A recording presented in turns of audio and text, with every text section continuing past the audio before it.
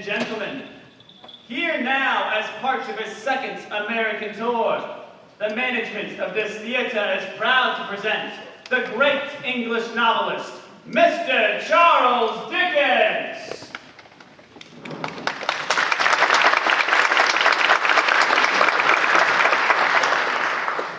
Good evening. Tonight, I shall read what has proved to be one of my most popular tales. It was first published in my Christmas book for the year 1844, A Christmas Carol, Stave 1, Marley's Ghost. Marley was dead. This must be distinctly understood, or nothing wonderful can come of the story I'm going to relate. There was no doubt whatever about Marley. The register of his burial was signed by the clergyman, the clerk, the undertaker, and the chief mourner. Scrooge signed it, and Scrooge's name was good for anything he chose to put his hand to. Old Marley was dead as a doornail. Scrooge knew he was dead. Of course he did. He and Scrooge were partners for years. Scrooge was his sole executor, sole administrator, sole friend, and sole mourner. And even Scrooge was not so dreadfully cut up by the sad event, but that he was an excellent man of business on the very day of the funeral, and solemnized it by concluding a favorable contract.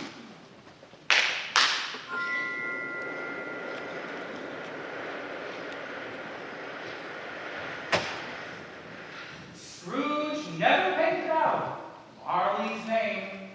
There it stood, years afterward, above the door. Sometimes people new to business would call Scrooge Scrooge, and sometimes Marley, but he answered to both names. It was all the same to him. On the day in question, of all the good days in the year, on Christmas Eve, it was cold, bleak, biting weather. Fog poured in through every chink and keyhole. It was late, and candles appeared in the windows of offices like ruddy smears upon the palpable brown air.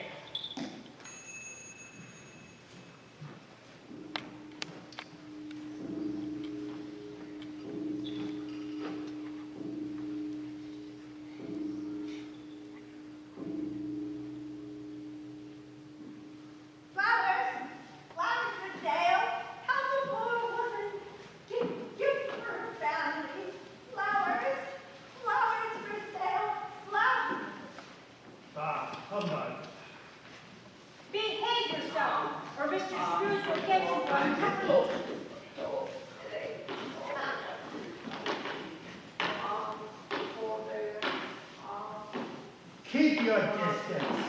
Keep your distance. I've no money for homeless beggars.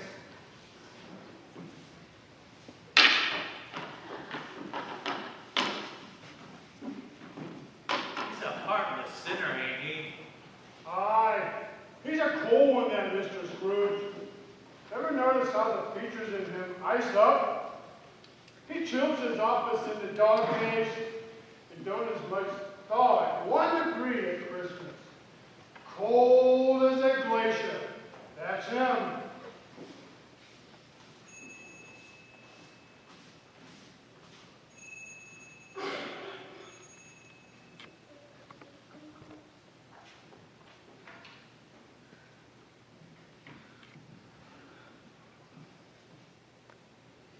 Coal, sir? You want more coal? I saw one lump in the grate. That's quite enough.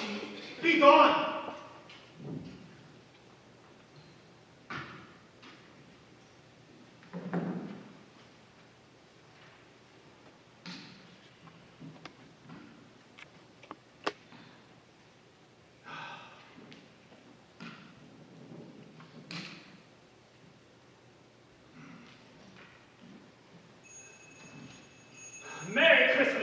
Oh, thank you, Mr. Fred. Merry Christmas, Uncle Scrooge. God bless you. Ah, humbug. Christmas? A humbug? Uncle, surely you don't mean that. I do. Merry Christmas. What reason do you have to be merry? What right? You're poor enough. What reason do you have to be morose? What right do you have to be dismal? You're rich enough. Bah, humbug. Do not be cross, Uncle. What else can I be when I live in a world full of fools? What's Christmas time to you but a time for buying presents without any money? A time for finding yourself a year older and not an hour richer. A time for balancing your books and finding every item for the last 12 months written in red ink.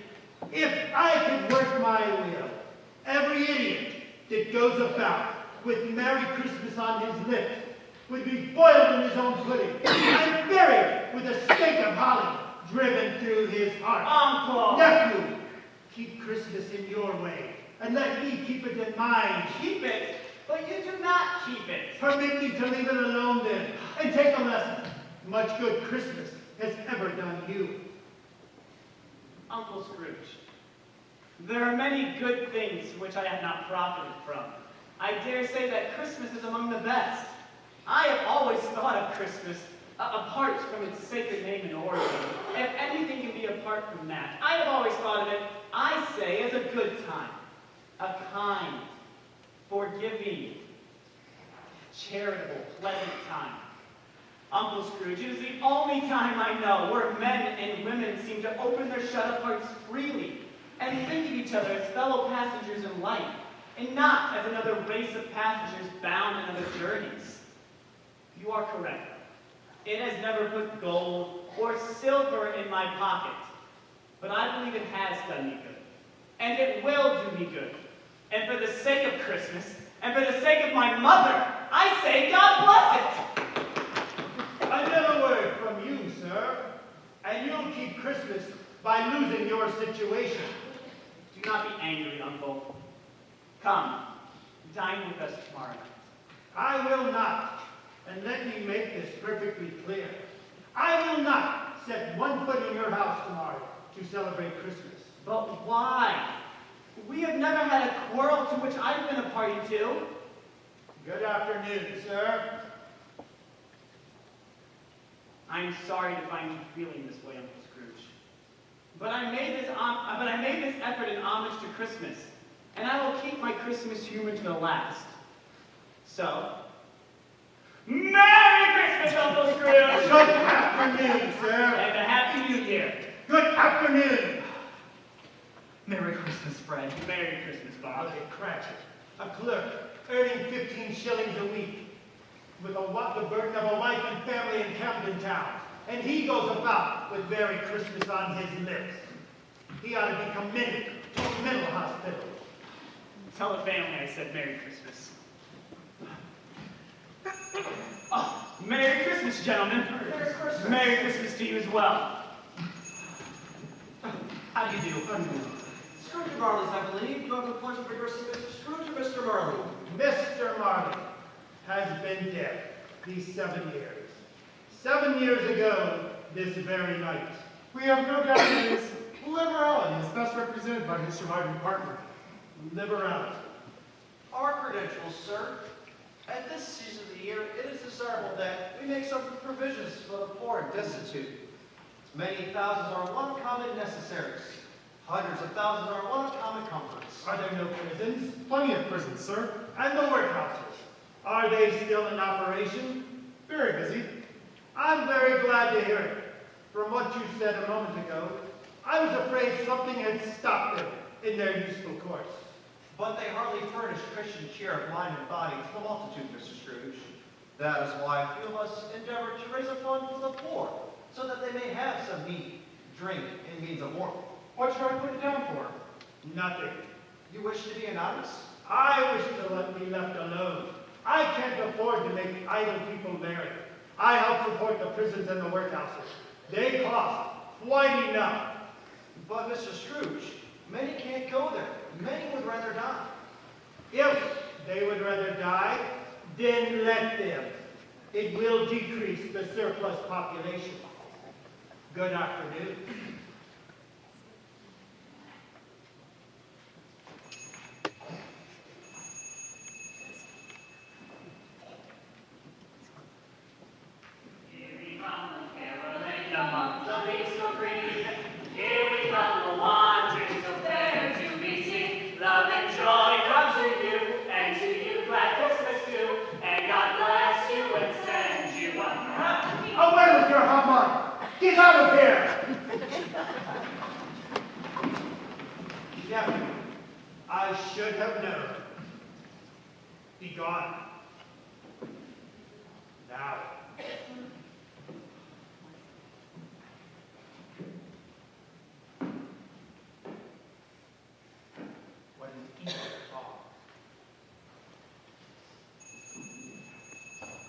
time, is it?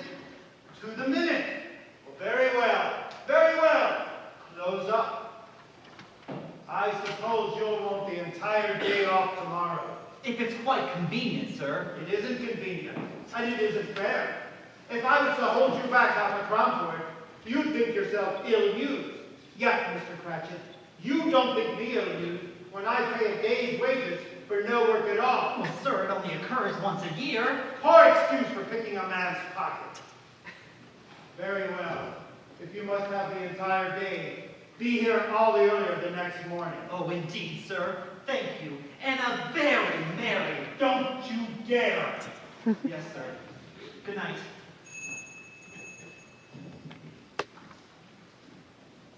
Good King Wenceslas looked out on the beach of Stephen, when the snowless round about, deep and swift and even.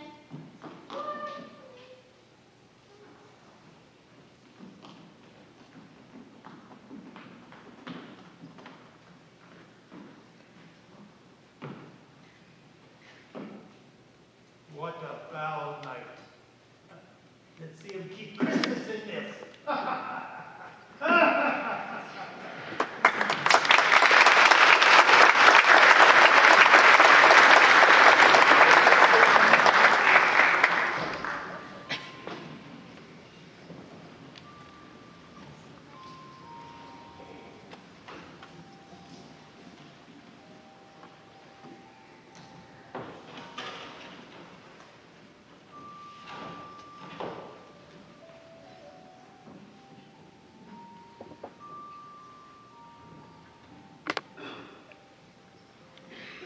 Scrooge took his melancholy dinner in his usual melancholy tavern, and having read all the newspapers and beguiling himself with the figures in his bank account book, he went home to bed in his gloomy suite of rooms in a gloomy building.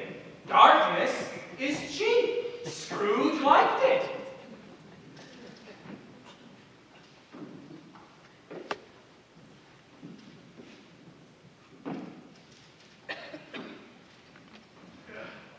Blast. Shouldn't have eaten that big meal. Mr. Scrooge, You again. Why are you skulking outside my door? it's most urgent that I speak with you. I gave you my answer last week, young Mr. Buckworthy. You will pay, but you agreed to pay when you contacted my firm for a loan. No more grace period. No more delay. No more twaddle, sir. Day after tomorrow, payment is due. Sir, this season of the year there are some particular circumstances. Oh, balderdash. Christmas comes tiresomely, year in and year out. Can't use that to get around me. Oh no, sir. You see, it's my wife. We have discovered... Oh, well, congratulations are in order. At least I suppose they are. I myself am happily ignorant of such matters. Yes, and we'd be quite happy, except my wife Carolyn is fragile, and even now requires the care of a physician, which leaves little to no money for other obligations. No excuse. You will pay. Our little mite will weep and wail piteously, because dear Papa is locked away in Marshallade prison, where all the debtors go. Good evening. The fog and frost hung about the old black threshold, where there was a large door knocker. And now, let any man explain to me, if he can, how this happened. Marley! Jacob Marley! What are you doing here? How did you turn into my door knocker?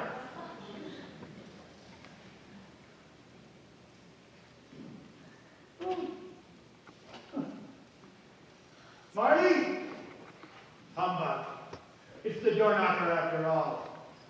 Too much food upsets the senses, including the eyes. Ah, what a dismal old house it was, lost in a hidden yard where it had so little business to be.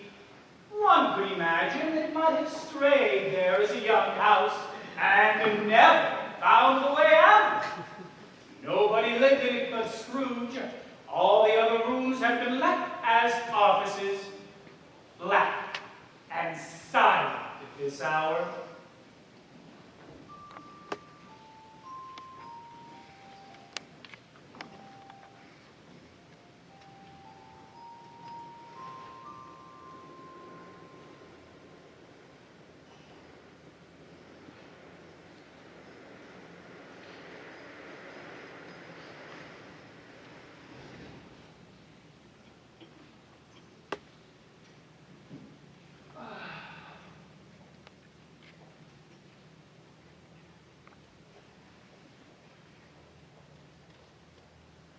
That's better.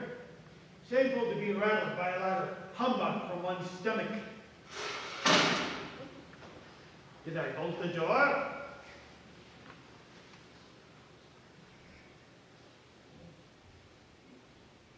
Double locked. All secure.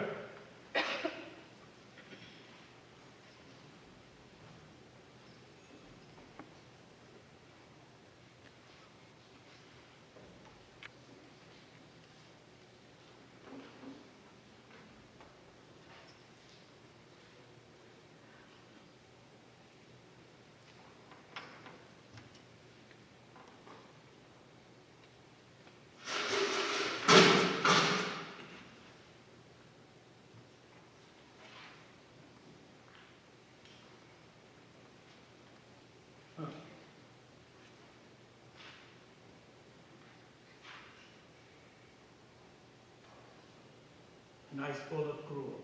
That'll settle things down.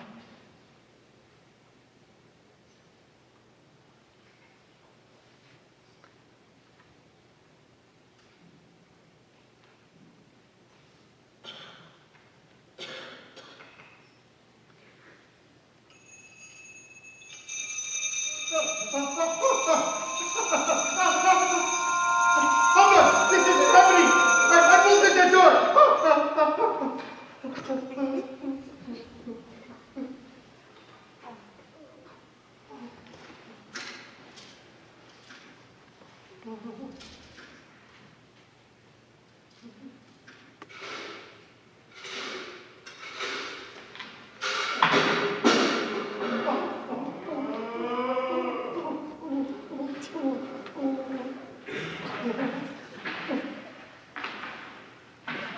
Who's there?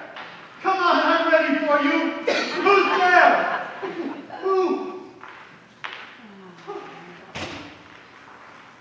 Stop. What do you want from me? Much! Who are you? Ask me who I was. You're mighty particular for a ghost. Tell me. In life, I was your partner, Jacob Marley. Oh, humbug. The stomach again. Why do you doubt your senses? Because little things stir them up. A slight disorder of the stomach plays tricks on them. You're not real. You're an undigested bit of beef, a blob of mustard, a crumb of cheese. There's more gravy than grave about you.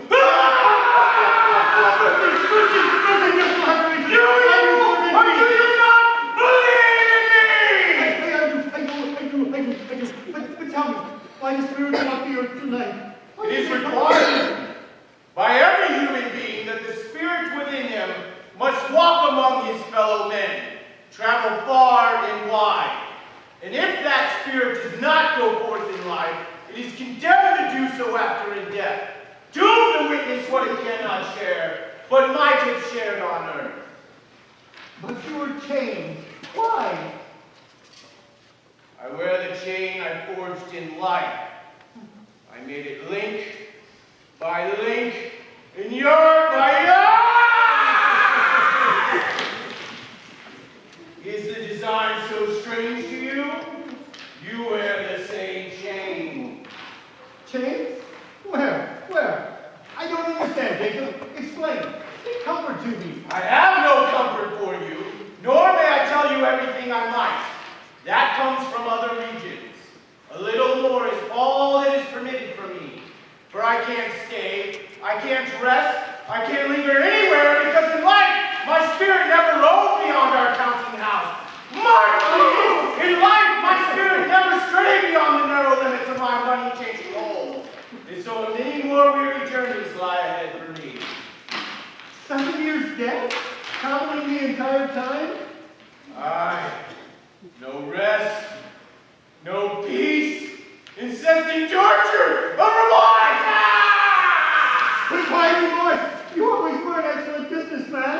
Business? Mankind was my business. The common welfare was my business. Mercy, charity, forbearance, and benevolence were my business. For the dealings of my trade were but a drop of water in the comprehensive ocean of my business. And I failed to learn that lesson. In this time of year, I suffer most. Christmas time? Aye. Why can I walk through the crowds of men with my eyes turned away? I'm here to warn you of a chance and hope of escaping my fate. A chance and hope that I have arranged for you, Ebenezer. Oh, thank you, Jacob. You always were a good friend. Tonight, you will be haunted by 3 spirits. I always knew I could count on you for... Haunted. Haunted? Is this the chance and hope of which you spoke? It is. I think I'd rather not. Hear me! My time is almost gone. Without 3 visits, you cannot hope to shun this path I tread. Expect the first visit when the bell tolls 1. You don't take them all at once and get it over with? Expect the second when the bell tolls 2. And the third when the bell tolls 3. Good night, Ebenezer Scrooge. Save yourself if you can. Jacob, don't leave me. Tell me more.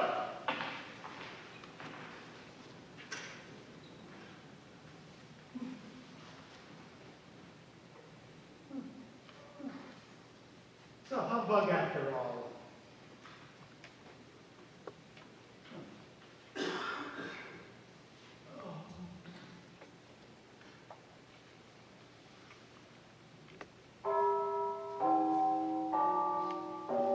Oh, 12:15.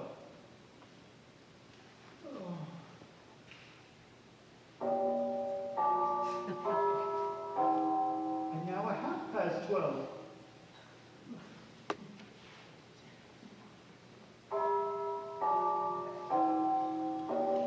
And now 1:45.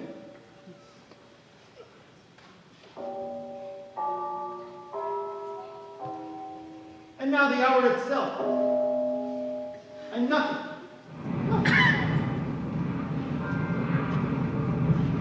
Oh. Hello?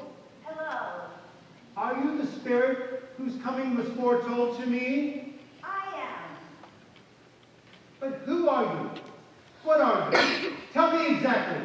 I am the ghost of Christmas past. Long past? No, your past. And if I may be so bold as to ask, what business you have with me? Your welfare.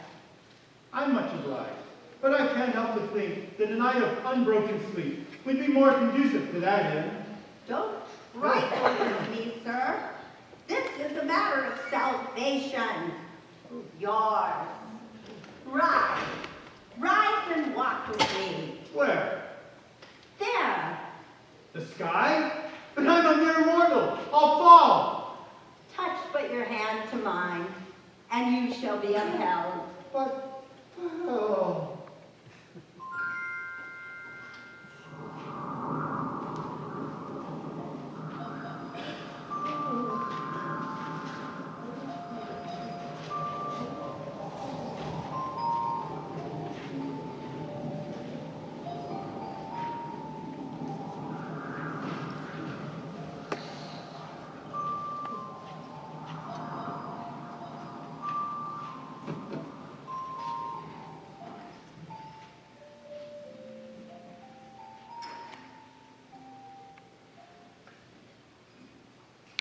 Good heavens.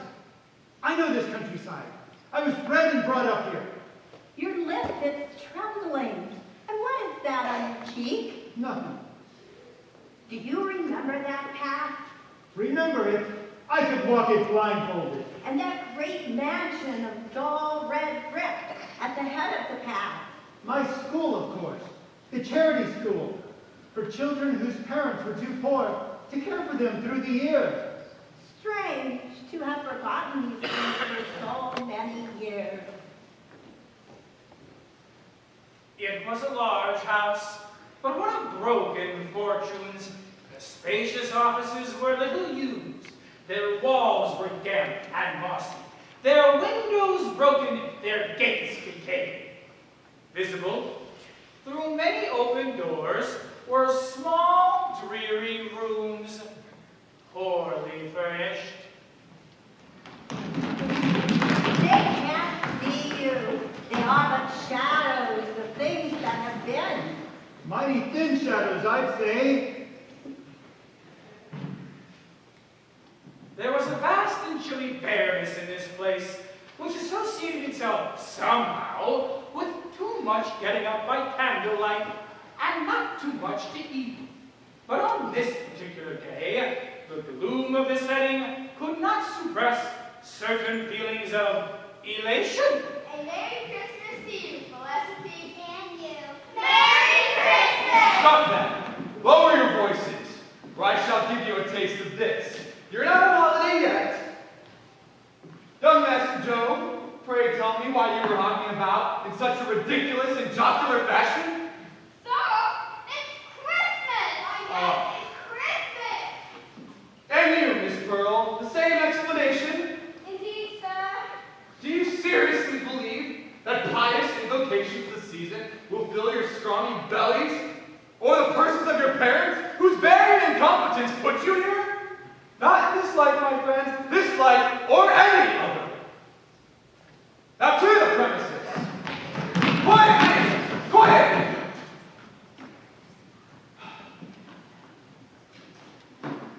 My time is valuable, Master Scrooge. Is no one coming for you? I don't know, sir. What about your father? Or is he still locked up in debtor's prison? No, sir. He was let out. Then pray tell me when he'll be here to collect you. I do not know. Surely someone will be arriving. Well, I do presume so, sir. It is Christmas. Oh, that word again. Master Scrooge, you're a bright young chap. Brighter than most of that lot. Let me share a secret. Christmas is one of a number of convenient fictions devised to keep the poor classes in a useful state of humility, docility, and productivity. It is an utter humbug, my boy. Keep that in mind and you'll prosper. I wish, but it's too late. Too late for what? Last night there was a boy singing outside my door. I should have liked to have given him something. That's all. Indeed, a most interesting development. Ebenezer, Fan? I've come to bring you home, brother dear. Home? Yes, and not just for Christmas, for good and all. Why, father is a changed man. He has a new position, sweeping out a number of very fine commercial establishments. He is ever so much calmer and kinder. Why, he spoke so gently to me the night before last, and I was not afraid to ask him once more if you might come home. And he said yes. Oh, he sent me in a coach to bring you. It cost a lot, but he was emphatic. You were to come home and find a situation and never come back to this dreaded place. But first, we are to be together all Christmas long and have the merriest time in the world. Oh, Fan, you're wonderful.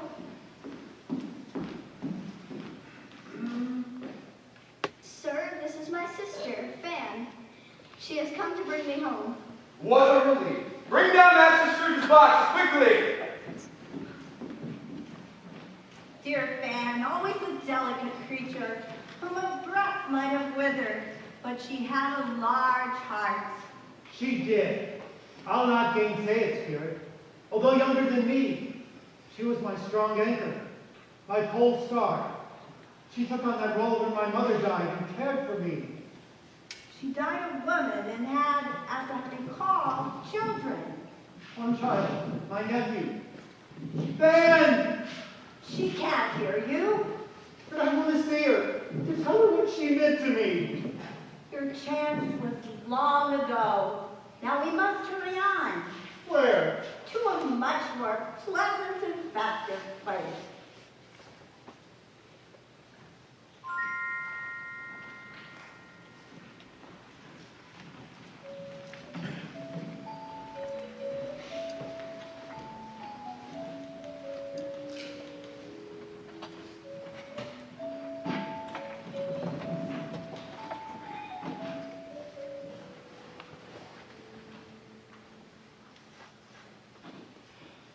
Although they had but that moment left the school behind them, they were now amid the strife and tumult of the city. It was made plain by the dresses of the shops that here, too, it was Christmas time. The ghost stopped in a certain warehouse door.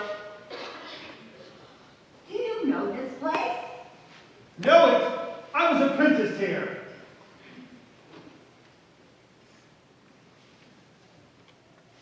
Yo-ho, Dick, Ebenezer. Yo-ho, boys, where are you? Here, sir. Right here, Mr. Fishwick. Well, boys, it's Christmas Eve, Dick. Christmas Eve, Ebenezer. Let's have the shutters up. Plenty of room for dancing. Dancing tonight and tomorrow.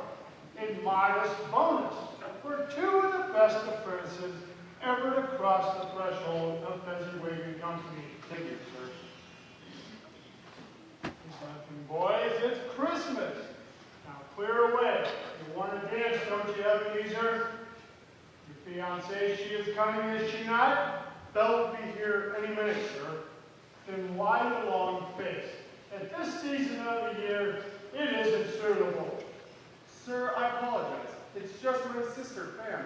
Her husband, Tom, is a good sort, but not very successful.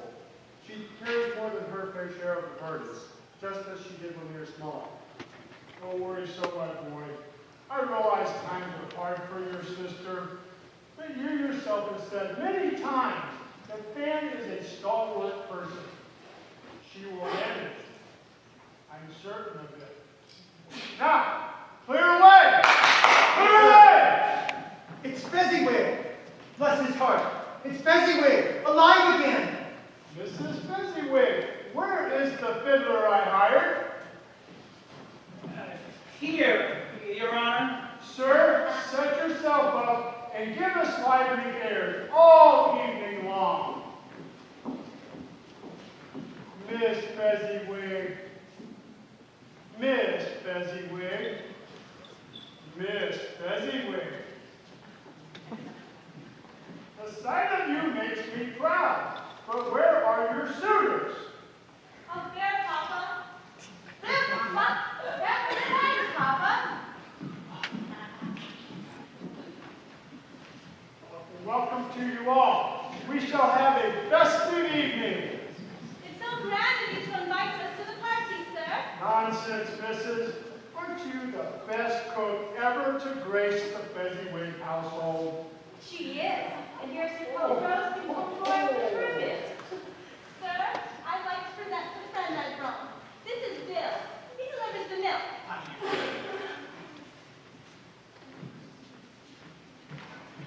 I don't believe it. Miss Bell.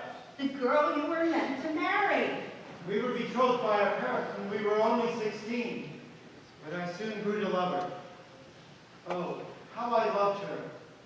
Fiddler, music for our young lovers. All our young lovers.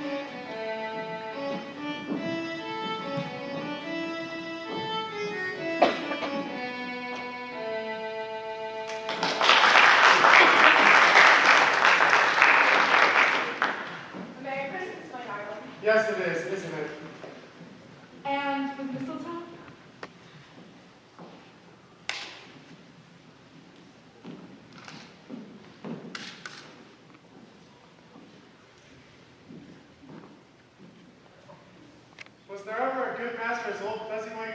Not in this world or any other I can imagine. Here's to Fezziwig. Yes, the Fezziwig, the best of men.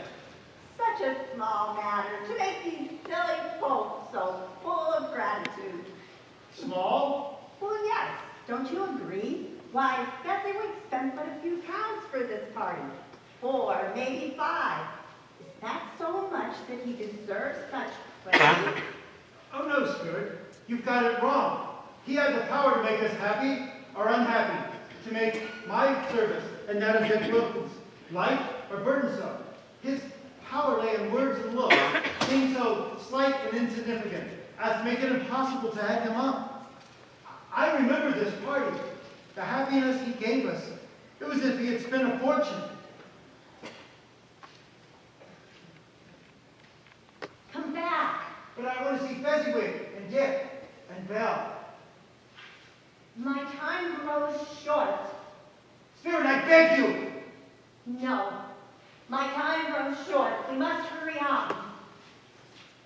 But where?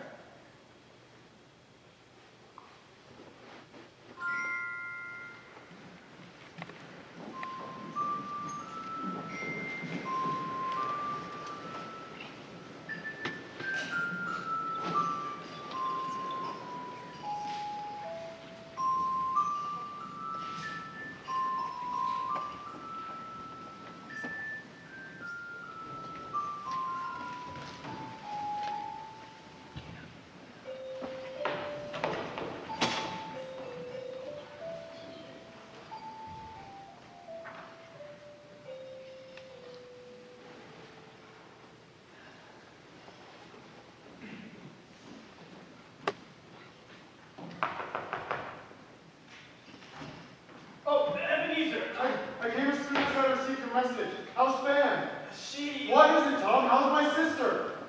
She's delivered a handsome boy. Oh, Fan. Ebenezer.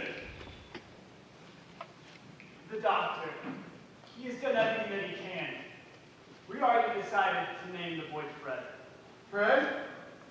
Oh, I warned you the whole ordeal might be too much for her. Ebenezer, we both wanted a child so badly.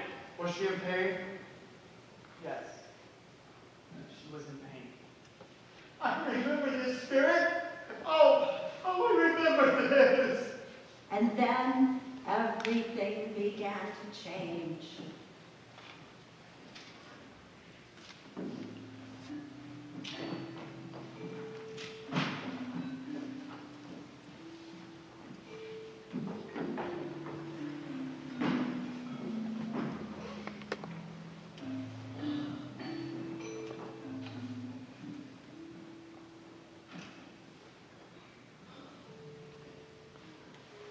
Belle, my dearest. Please, don't call me that. You received my note? I did. Terrible news. There was no other way to tell you, but forthrightly. I don't understand your decision to break our engagement. That's why I asked you to meet me here at 6:30. Oh, I'm sorry to be so late. I had to stay and confer with the solicitors about the new leases and contracts. They'll make me a huge sum. You see, you do understand my note after all. No. Could anyone idolize you more than I? Another idol has displaced me. And if it can't cheer and comfort you in time to come, as I have tried to do, that is the way of the world. What are you talking about? What idol? A golden idol. Belle, be reasonable. I'm only trying to deal with the world on its own terms.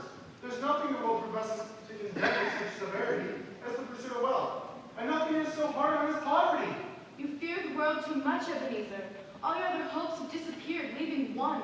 The hope the world will never scorn you for being poor. Belle! It's true! I've seen the nobler aspirations fall off one by one, until only one master passion engrosses you, gain. So what if I've grown wiser? Am I not changed towards you, Belle? Am I? When our parents made the marriage contract long ago, you and I were poor, but content to be.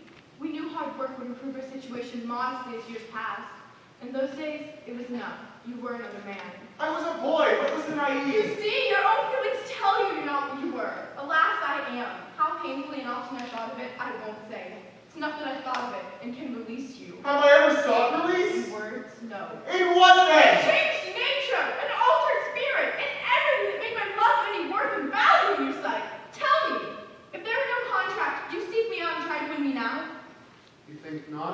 gladly think otherwise if I could. It's a hard truth, but it is the truth. If you were free today, could I ever believe you'd choose a girl without a dowry? You, who by your own admittance weigh everything by gain or loss? Or suppose you did choose such a girl. I know that repentance and regret would surely follow. I have nothing to give you, Ebenezer, nothing of what you value. I release you. I do so with a heart full of love for the man you once were. You may feel a little pain, but only for a short time, and then you'll dismiss the memory gladly, an unprofitable dream. You'd be happy that you awoke. We'd be happy in the life that you've chosen. Don't do this, Val. There's no other way. Goodbye, Ebenezer. Spirit, it's too much. Conduct me home. There is one more shadow of the past to be seen. I don't wish to see it. One more. Why do you delight to torture me?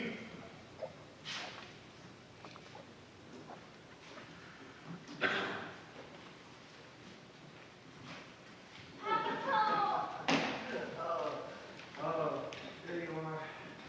Take that for me. Careful now. Don't open those until later. I saw an old friend of yours this afternoon, my dear. Who was it? Can you guess? I can't. It was Mr. Scrooge. Ebenezer. Aye. I passed by his office. He had the shutters open. He only had a candle lit inside, and no other light. His partner Marley lies upon death, they say, and there sat your old friend, alone. Quite alone in this world, I do believe. How sad. But that is the life that he chose. No more! No more!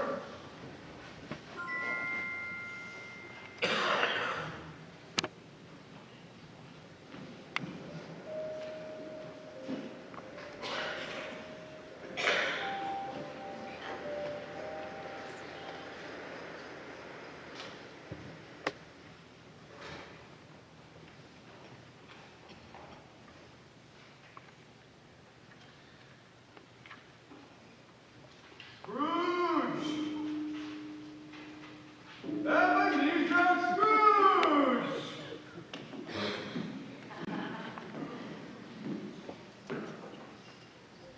Good day, sir. It's time you made my acquaintance.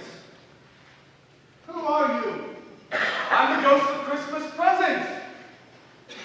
Do not cower so, my good man. Lift up your eyes. Look upon me. You have never seen the lights before me, eh? That's true. Nor walked forth with any other members of my family, meaning, for I am very young, elder brothers born in recent years.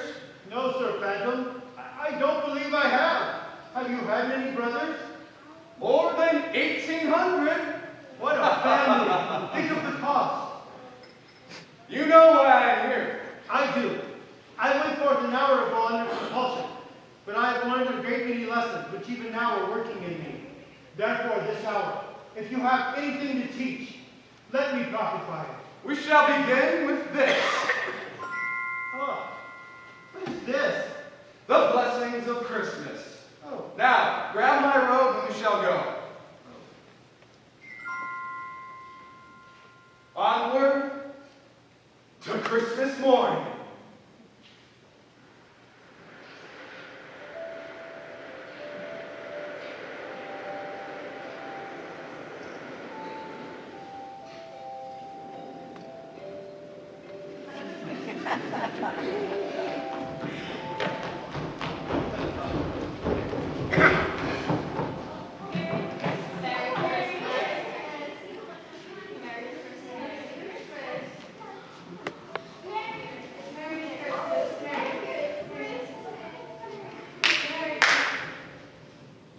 Although the sky was gloomy, every street choked up with a dingy mist, laden with yams and black soot, the people were jovial and full of glee. All the shops were open. They displayed great brown baskets, chestnuts, and Spanish onions fat as briars. There were pears and apples in blooming periods, bunches of grapes, piles of filberts. From the grocer arose a blended scent of coffee and tea. There were raisins and almonds so white and cinnamon sticks so straight and long, and candied fruit so heavy in sugar as to make any hungry onlooker grow faint. There were figs and French plums, and poultry sold at the poultry shops, and a brisk trade in all of them. But soon, the steeple called all good people to the chapel and to church and to the celebrations of the day.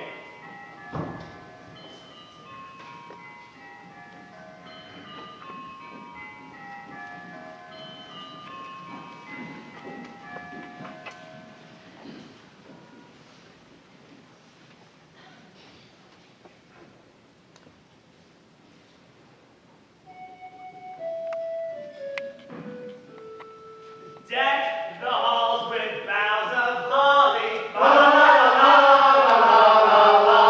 Tis the season to be jolly.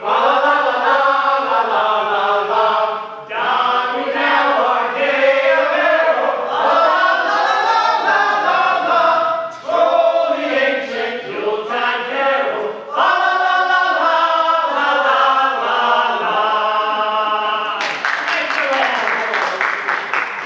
Great! How about the game? Capital idea, Topper. What shall it be? Our favorite. Yes and no. Excellent.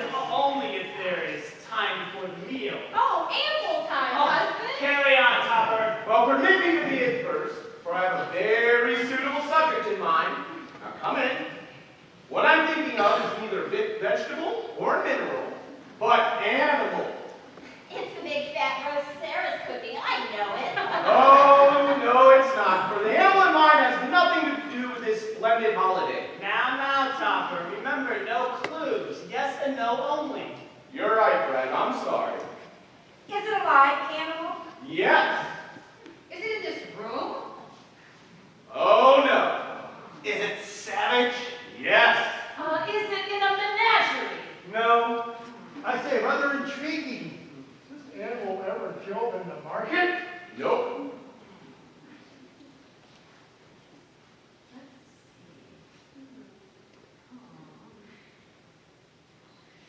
Does it grunt and growl a lot? Yes. Oh. Does it live in London? Yes. I know. Topper, It's a bear! No. Topper, is this animal led around by someone? No. Well, then it certainly cannot be a bear. Topper, is it a horse? No. A dog. No. A pig. No. Yeah. No. It walks the street of London? Yes. And it's very disagreeable? Yes. Does it talk? Yes. I'm on you, Topper. I know what it is. What? It's your Uncle Scrooge. Let us. I distinctly recall asking you, is it a bear, to which you answered no, which was sufficient to divert all thought from Mr. Scrooge. I did have some doubt about that answer. I'm sorry, my dear. But Topper, you also did say this animal had nothing to do with Christmas, which is true enough, of course, about your uncle, isn't it? Alas, he thinks Christmas is a humbug. He believes it too. He's a pitiful creature. I suppose that's true, Mrs., but in some ways, he's a comical old fellow. Though Topper's right, he does growl and snap too much. But his offenses, they carry their own punishments. He's very rich, isn't he, your uncle? Well, yes, but what of it? His wealth is of no earthly use. He doesn't do any good with it. He does not use it to make himself comfortable. I'm sorry, everybody. I cannot be upset with him. I feel sorry for him. Who suffers his ill winds? Himself, always. He takes it into his head to dislike us, and he won't come and dine with us. What is the consequence? He loses dinner. A very good dinner. I was about to say that, my dear. I have no patience with him. I see no reason why we should invite him again. Ever! No. I mean to give him the same chance every year. He may rail at Christmas to the day he dies, but maybe, just maybe, He'll think better if he finds me going into his office year after year in good temper and saying, Uncle Scrooge, how are you? How am I?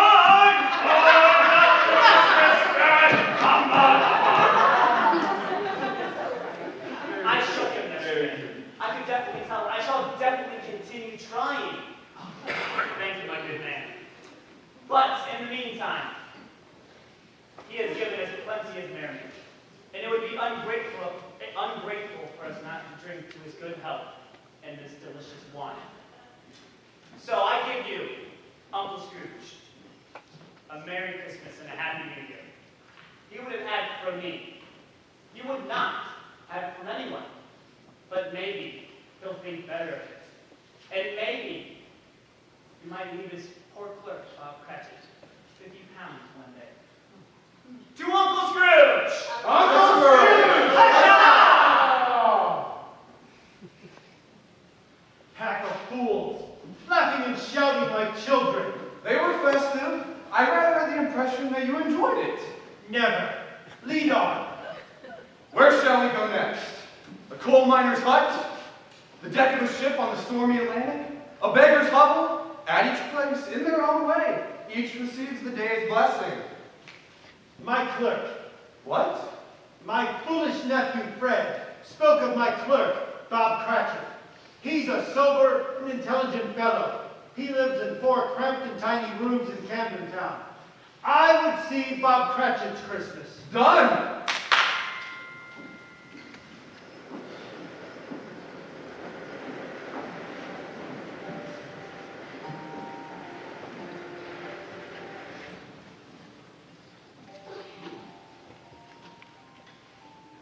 Where is your precious father? And your brother, Tiny Tim? And your sister, Martha? She wasn't half so late last Christmas Day.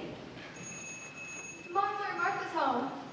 Hurrah, Martha, you've never seen such a goose as we have today. Bless your heart, my dear. You're so late. I feared you couldn't come at all. Well, we had a deal of work to finish up at the millinery shop last night, Mama, and more to clear away this morning. But they let me have the rest of the day. They're fine folk. Yes, indeed. Come sit by the fire and get warm. No, there's Father coming. Hi, Martha. Hi. Whoa, Tim, whoa. The old nag's had a long ride home from church. Let him rest. Why, where's our Martha? Not coming. Not coming? Not coming on Christmas Day. Crushing. What are we to do? Oh, Papa, here I am. You spoiled it. You came out too soon. I can't help it. I'd like to see Papa disappointed. And I don't like to see you gentlemen troop in here with all the grime of London's hat about you. Go wash your faces, my dear. Oh, Bob, check on the luscious goose while you're at it. Martha, dust off the hot plates and sweeten up the applesauce if you please. Belinda, stir the gravy and check on the pudding. Peter, finish mashing the potatoes at the stove. There you go. Vigorously. Vigorously.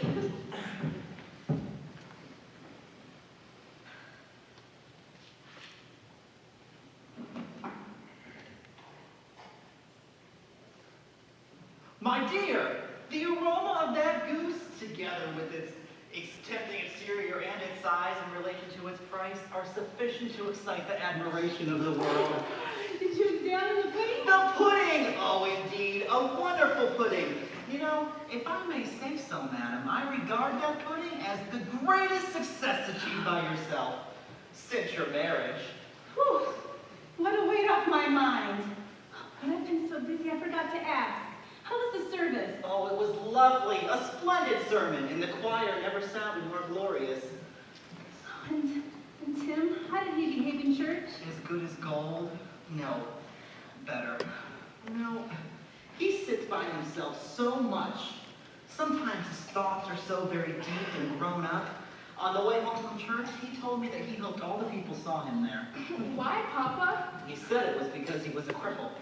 And it might be pleasant for them to remember on Christmas Day who it was that made lame beggars walk and blind men see. Tim, my boy. Here's your place right over here.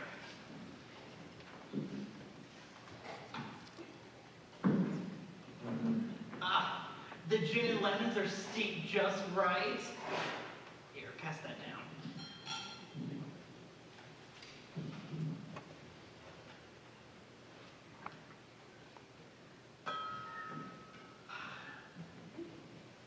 This for you, my boy.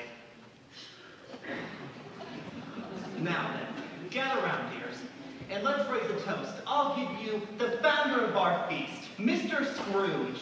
Oh, no. Founder of our feast, is it? I wish I had him here. I'd give him a piece of my mind to feast upon.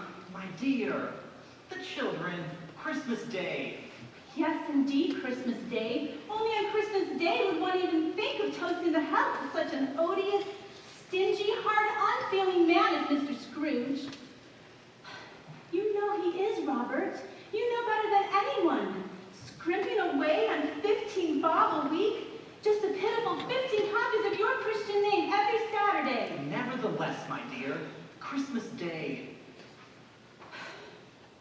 All right. I'll toast his health for your sake, but not his. Long life to him, and Merry Christmas and Happy New Year. Children, what's wrong? Need you ask? You mentioned the name of the ogre, the one whose very existence cast a pall on this house. Now, really, I don't feel so badly about Mr. Scrooge as the rest of you. But you keep your opinions and I'll keep mine. Now then, let's raise a toast more pleasing to the whole company. Children, a very Merry Christmas to us all. God bless us. God bless us. God bless us. God bless us. God bless us. God bless us, everyone.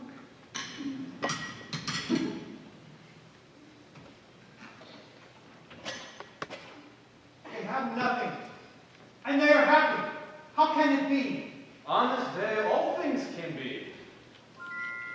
And the little boy, Tiny Tim, Crippled in a most cruel way, as you see. what will befall him, Spirit? Will he live? Well, I see a vacant stool there by the chimney corner. I see a crutch without an owner, carefully preserved. If these shadows remain unaltered by the future, the child will die. No, no! You are a kindly spirit. Say he will be spared. If these shadows remain unchanged, none other of my race will find him here.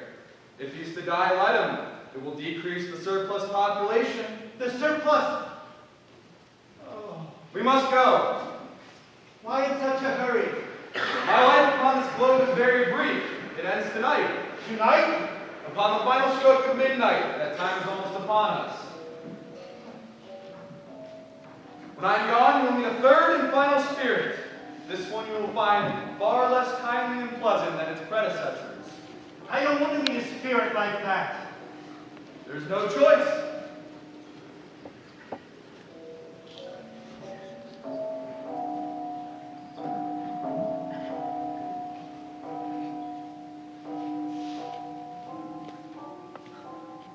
Spirit, forgive this question, but do I not spy something not quite belonging to yourself? Something strange, just there? A foot? A claw? It might be a claw for all the flesh there is upon it. Look closer. Don't cower away. I command you to look.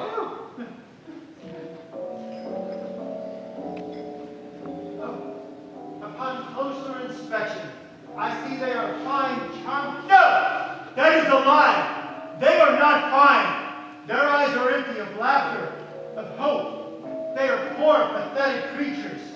Stunted, starving.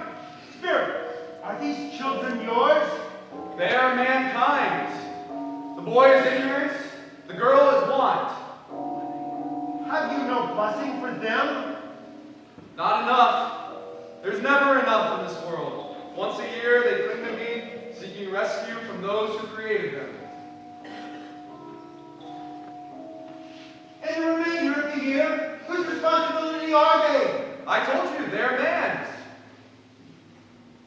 Dear God, they are so wretched. Have they no refuge? No help? You know the answer. I do not. You do. Are there no prisons? Oh. Are there no workhouses? Of course there are. You support them. No. Take them away. Minister to their needs. Just keep them out of sight, where the gentlefolk don't have to look at them.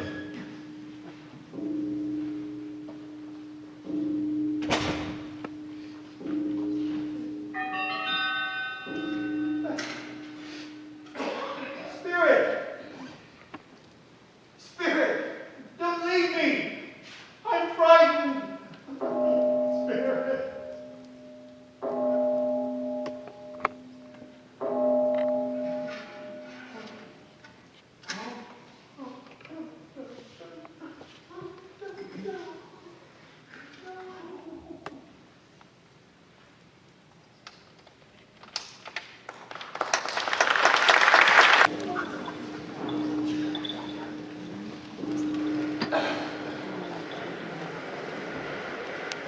The phantom slowly, gravely, silently approached, and when it came near him, Scrooge bent down upon his knee, for its mysterious presence filled him with sudden dread.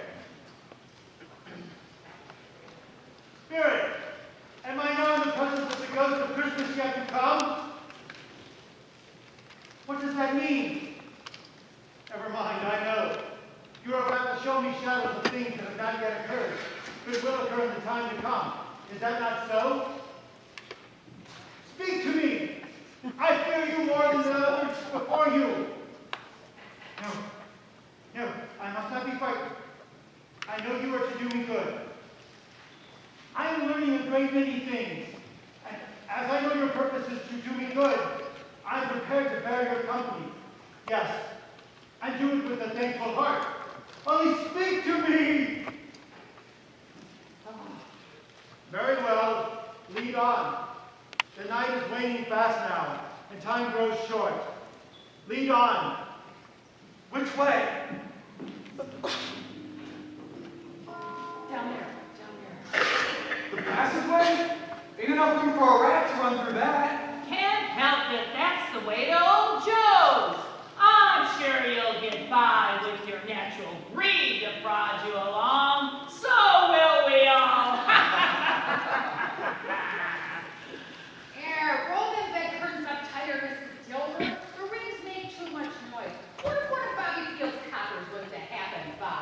And do what? Arrest us for pitching a few items from the rooms and personage of the deceased? Shut your face and go home if you're scared. The previous owner of these goods is dead and gone. And there's no one in this dirty, miserable world who cares one jot.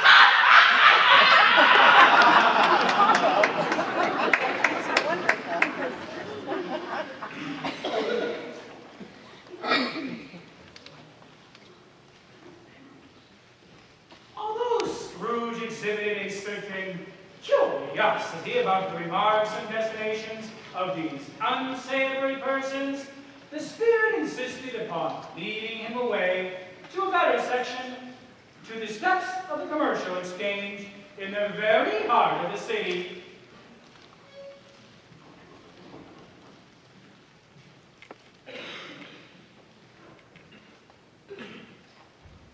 How are you? How are you? Well, the old scratch has gotten his last, eh? So I hear. Cold, isn't it? Seasonable for Christmas time. Good morning. Good morning. Good morning. Morning. I actually don't know much about either way. All I know is that he's dead. When did it happen? Last night, I believe. I'm astounded. He was hard indeed. I thought he never died. What was the cause? God knows. What he did with all his money. Left it to his firm, perhaps. He certainly hasn't left it to me.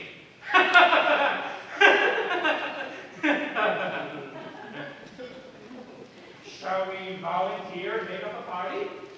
Well, I'll go if lunch is provided, but I must be fed. Well, I'm the least interested, for I never wear black gloves and I never eat lunch, but I suppose I'll go if anybody else will. But only if there's one. Oh, absolutely. Why else would anybody go?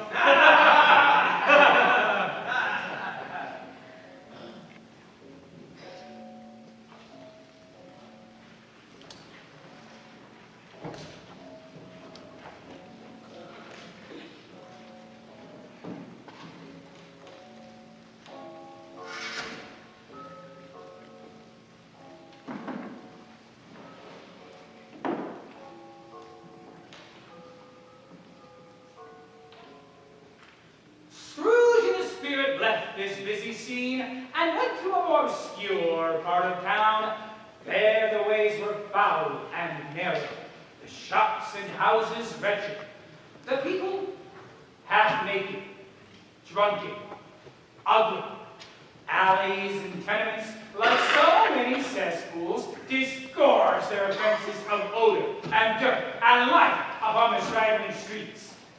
Deep in this quarter of crime and filth and misery, there was a shop in which iron and old rags and bottles and bones were sold.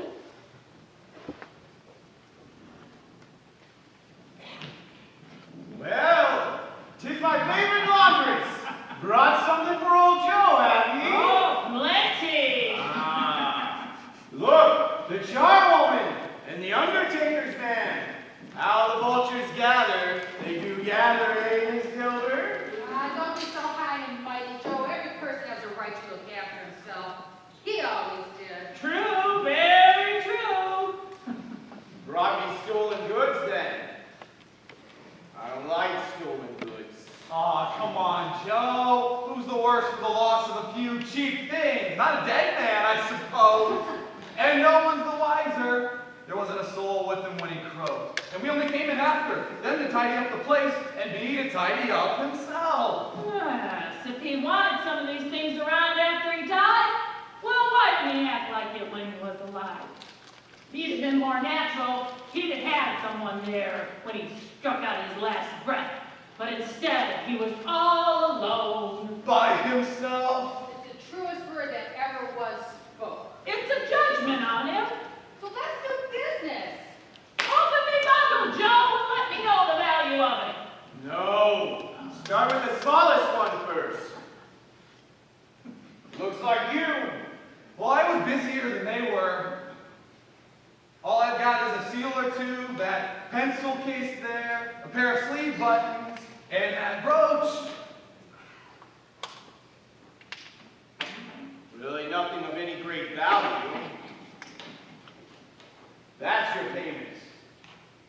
Be serious, Joe. That and not another sixpence. Even if you boil me in oil. There's risk here. There's stolen goods. All right, missus. Well, some of us did what we supposed to and got took advantage of.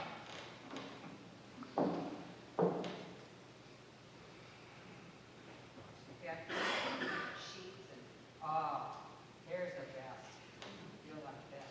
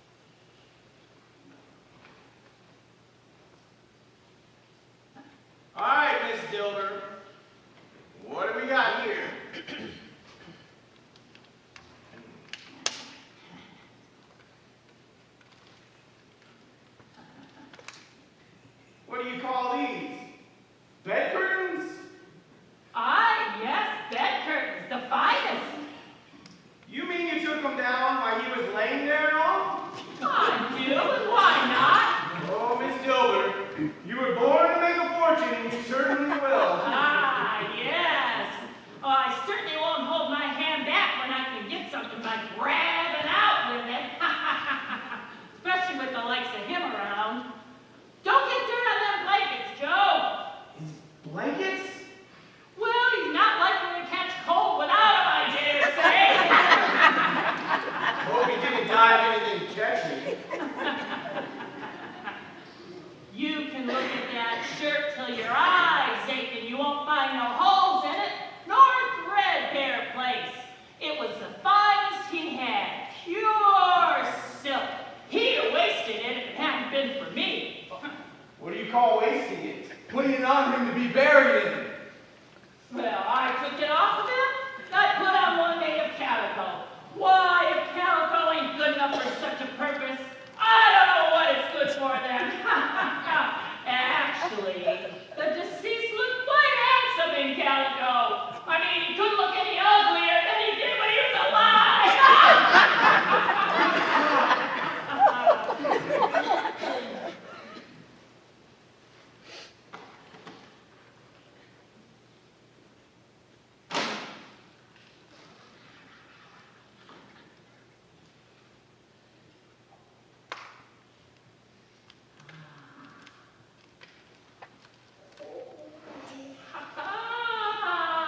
Well, this is the end of it then. I give you the dear departed. He frightened everyone away from him when he was alive, but he drew us nearer to him in his death. I give you the dear departed. The dear departed! Spirit, it's becoming clear to me now. The case of this dead man might be my own. My life tends that way. But these people are greedy and wicked. Is there no real and honest emotion connected with this man's death?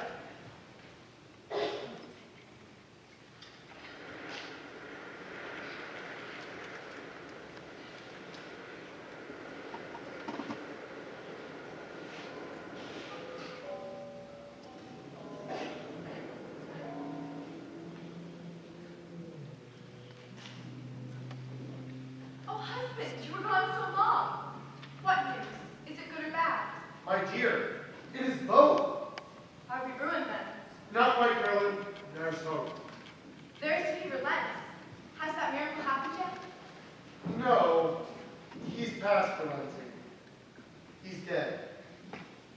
Day before yesterday, when I went to see him and received a week's delay of the deblio, his court said that he was not only very ill, but dying that moment. I thought it would be your excuse to avoid me. It was true after all. Whom will all our debt be transferred?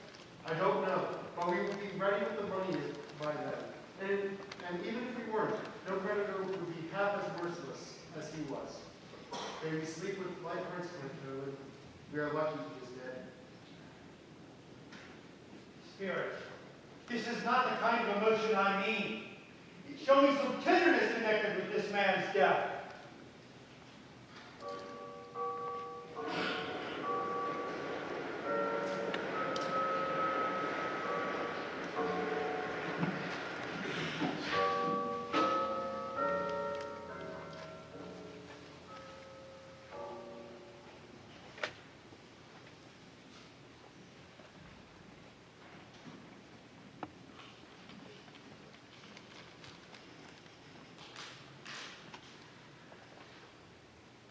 Mother? It's the close work. It hurts my eyes, that's all. Spirit, it's not the sewing, is it? It's the empty place by the fire. There, that's better. Are my eyes red? No, Mother. Good. I wouldn't want them that way when your father came home. Not for the world. It's just about time now. Faster, rather, but he walks a little slower than he used to. I have known who to walk with. To walk with tin upon his shoulders and go very fast indeed. So have I. Often. So have we all, Mother. But he was no trouble to carry because he was so light and your father loved him. So, no trouble.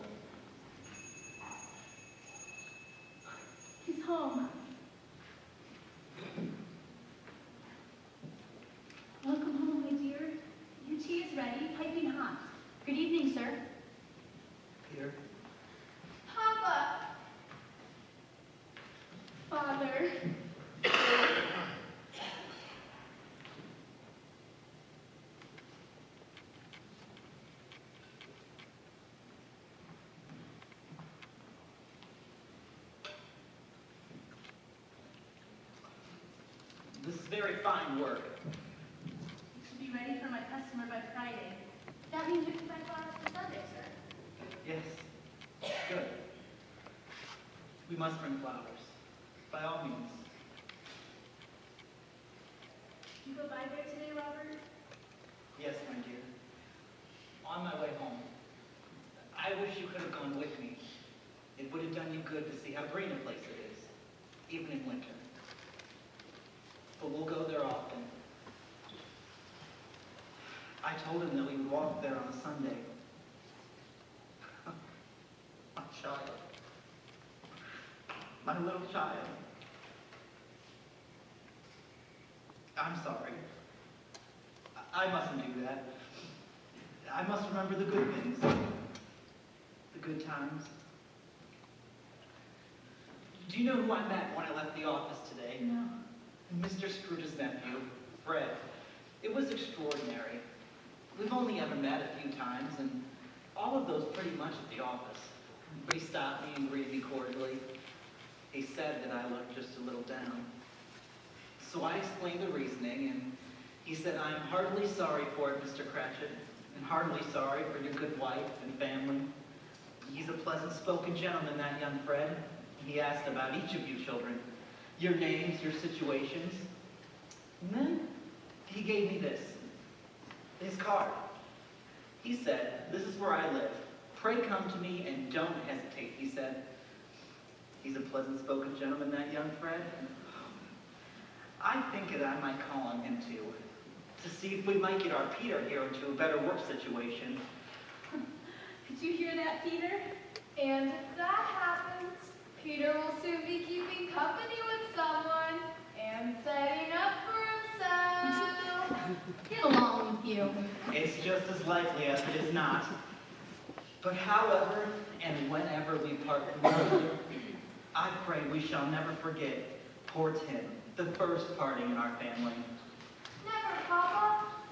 And I know, my dear, that when we recollect how kind and how gentle he was, that although he was a little child, we shall not quarrel easily among ourselves, and in doing so, forget our tiny Tim. No, never. I am happy. Here with all of you, I am very happy.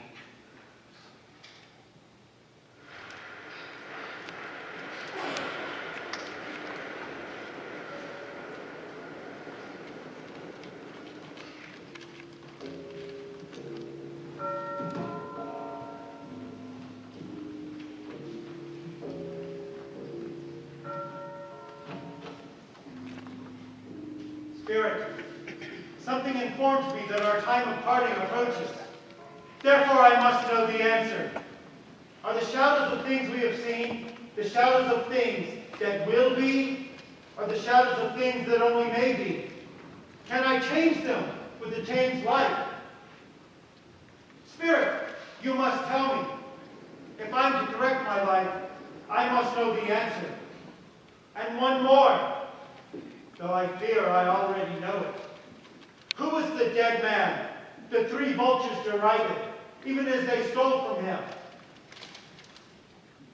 Spirit, I plead with you, the name!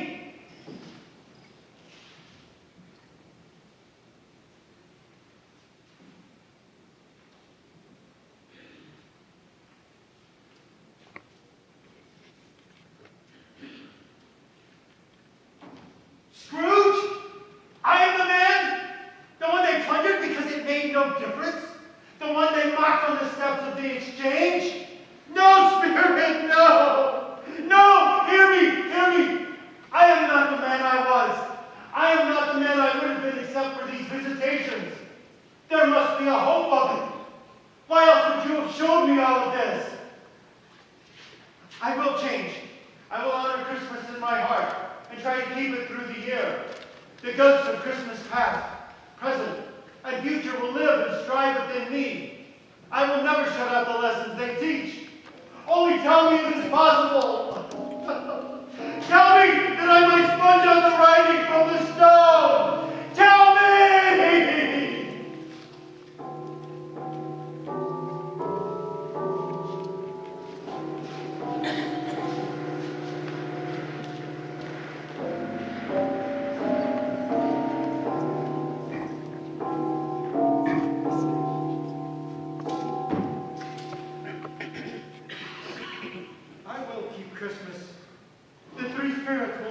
inscribed within me. I will smudge out the writing on the stone. The stone! Where's the stone? Well, this is my bedpost. My bed. My room! I'm alive! I'm alive! There are no chains! The shadows of things that would have been can be dispelled. They will be. Oh, Jacob Marley, heaven and Christmas time be praised. I say it on my knees, old Jacob. On my knees. But I don't know what to do. I'm as light as a feather. I'm as happy as an angel. I'm as merry as a schoolboy. I'm as giddy as a drunken man. I don't care. I think I shall laugh.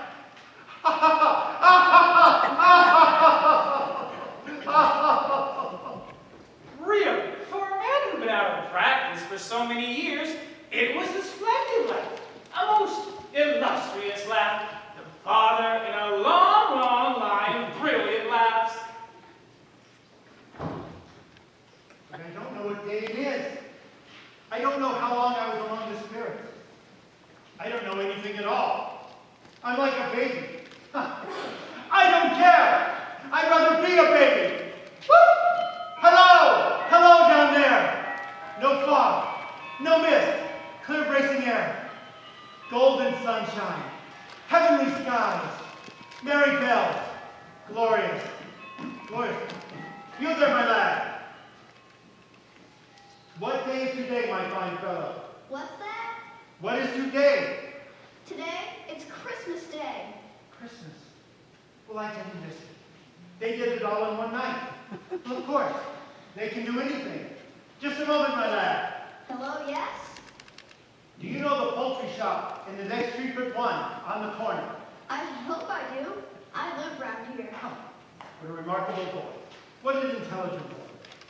Do you know if the prize turkey is still hanging in the shop? Not the little prize turkey, but the big prize turkey. The one that's as big as me?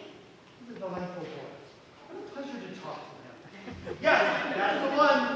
It's hanging there this minute. It is? Well, go and buy it.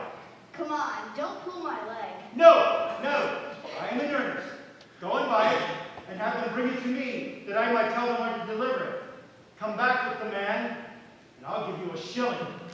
Come back in under 5 minutes, I'll give you half a crown. Whoa! I shall have them delivered for Bob Cratchit. It's as big as Tiny Tim. They shot now who sent it.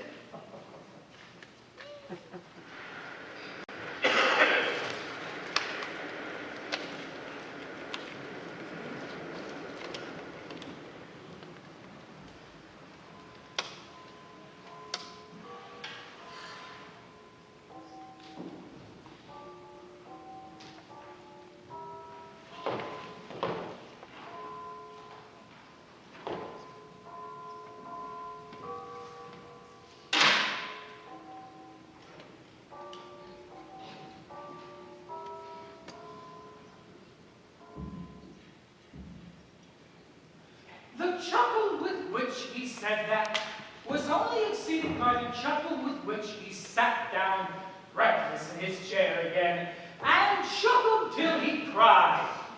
Then he made haste and prepared himself to go out upon the streets, because people were by that point pouring forth, as he had seen with the ghost of Christmas present. Shaving was not an easy task, as his hands continued to shake very much, and shaving requires attention, even if you don't dance while you're at it. But if he had cut off the end of his nose, he would have put a piece of sticking plaster over it and been quite satisfied. Scrooge went downstairs to open up the street door for the poultry shop man, and as he did, the door knocker caught his eye. Well, I scarcely looked at this knocker before. What an honest expression on its face. It's a wonderful knocker. I shall love it as long as I live. What's this? Jacob, can this be yours? Are you free now? Oh, I pray so.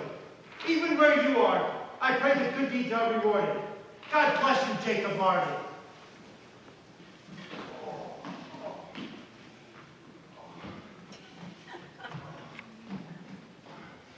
Oh, what a turkey. He could never have stood upon his legs, that bird. He'd have snapped them clean off. Just a moment, I have the address for delivery. You should take it to Camden Town. Bob Cratchit. Well, it's impossible for you to carry that to Camden Town. You must have a cab. Go and fetch one, my boy. Fetch one. Something extra for your trouble, my good man.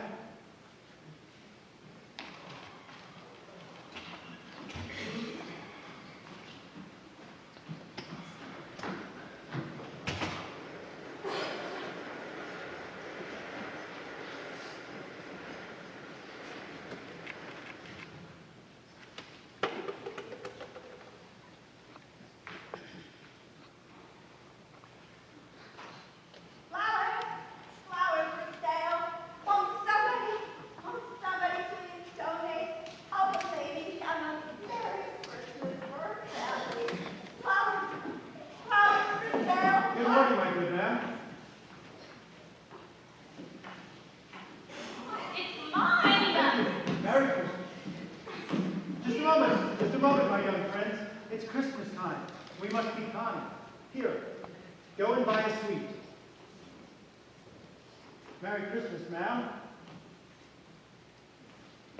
Young Mr. Butler, come and see me tomorrow. Sir, you know I can't. Of course you can. Come and see me about an extension. Take as long as you need to pay back that loan. We mustn't take one penny from that new offspring of yours. Scrooge and Marley's will survive a good long time without your money. Merry Christmas. Good day, sir. Just a moment. Merry Christmas to you and yours, officer. Yes, sir. Same to you. What's this? No more humbug. It's a blinking miracle. Good day, sir. How do you do? Merry Christmas, Mr. Scrooge. Yes, that is the name. And I fear it may not be pleasant to you. I hope you were successful yesterday in your fundraising. That was very kind and generous of you. Now, if you will have the goodness to accept an offering. Lord bless me, Mr. Scrooge. Are you serious? If you please, and not a farthing less. A great many back payments are included in that. Will you accept? Why, yes, of course. I don't know what to say to such generosity. Don't say anything. Come and see me tomorrow. You will come and see me? I will, most assuredly. Here's my card. Oh. Thank you. Much obliged. I thank you 50 times. Merry Christmas. Merry Christmas.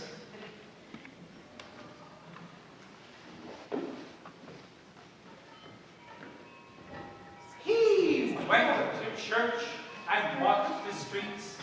He watched the people and patted children on their heads. He questioned beggars and looked into the kitchens of houses and up into their windows and found everything that would yield him pleasure. He never dreamed that any walk, that anything could bring him so much happiness. In that afternoon, he turned his steps to a house that he had not entered in so many years.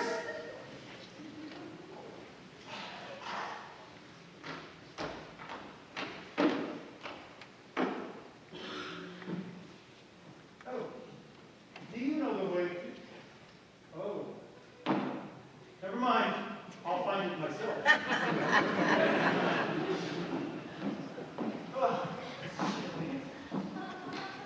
Nephew! Uncle Scrooge. My smelling salts! Uncle, is that really you? It is I, your Uncle Scrooge. I am astonished to see you. I don't doubt it. Merry Christmas, Fred. Merry Christmas, Sarah, my dear. Wait, did you just say Merry? Christmas. Today is that glorious day, is it not? Bless my... Uncle, what are you doing here? What are you doing outside? I was hoping, that is, you did extend an invitation to dinner.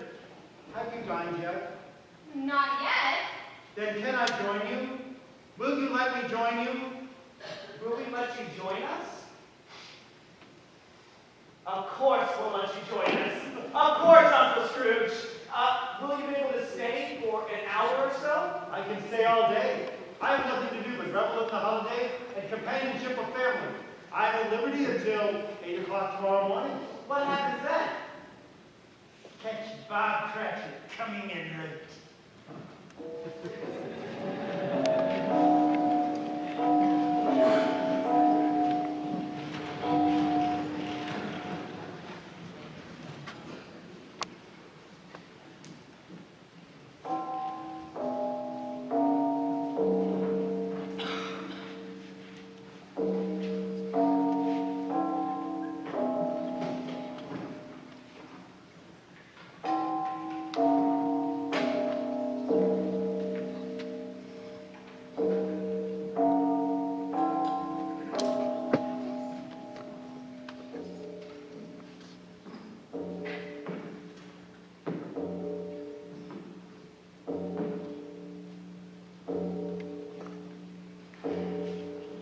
God bless you, Jacob.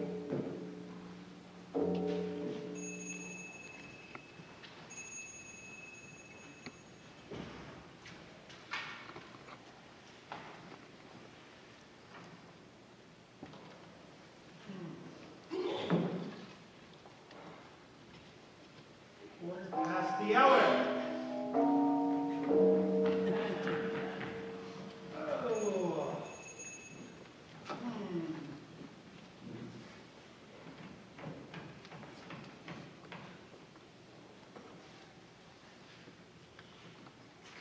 18 and a half minutes. Sir, Mr. Scrooge, I'm terribly sorry. Yesterday was an extraordinary day. First, there was the usual Christmas hubbub and excitement, but on top of that, there was this immense turkey. What do you mean by coming in at this time of day? I know I'm late. Yes, yes, sir. I believe you are. Step this way, Mr. Cratchit. Well, sir, it only occurs once a year. It shan't be repeated, I promise. I admit I was making rather merry yesterday, but mysteriously, out of nowhere, there was this turkey. Mr. Cratchit, I am not going to stand for this sort of thing any longer. And therefore, I am going to raise your salary. Yes, sir, Mr. Scrooge. I understand this punishment is... Raise my salary? Merry Christmas, Bob. A merrier Christmas than I've given you in many a year. Yes, I'm going to raise your salary and endeavor to assist your struggling family. We will discuss it this afternoon over a Christmas time. Oh, but Mr. Scrooge, what about the work? Oh, hang the work. Go and make up the fires, Bob. But before you do, buy another coal bucket for the office. And coal to fill it. Before you dot another I, Bob Cratchit.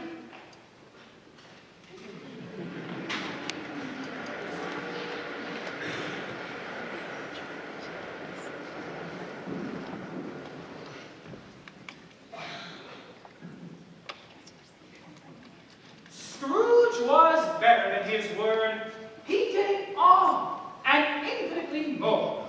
He became as good a master and as good a man as the good old city knew, and any other good old city, town, or borough in the good old world. And to Tiny Tim, who did not die, he was as a second father.